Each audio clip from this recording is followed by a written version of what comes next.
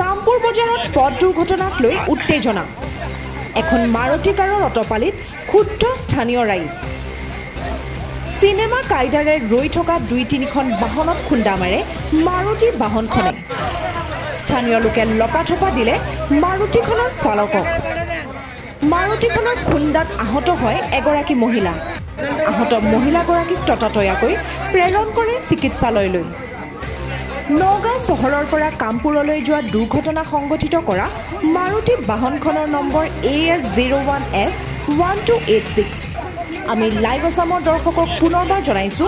কামপুৰ বজাৰত পথ দুৰ্ঘটনাক লৈ উত্তেজনা এখন মাৰুতি কাৰৰ অটপালিত ক্ষুব্ধ স্থানীয় ৰাইজ চিনেমা কাইদাৰে ৰৈ থকা ২-৩খন বাহনত খুন্দা মাৰে মাৰুতি বাহনখনে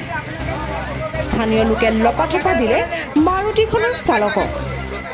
মাৰুতিখনৰ খুন্দাত আহত হয় এগৰাকী মহিলা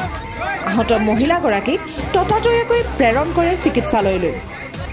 নগাঁও চহৰৰ পৰা কামপুৰলৈ যোৱা দুৰ্ঘটনা সংঘটিত কৰা মাৰুতি বাহনখনৰ নম্বৰ AS01S1286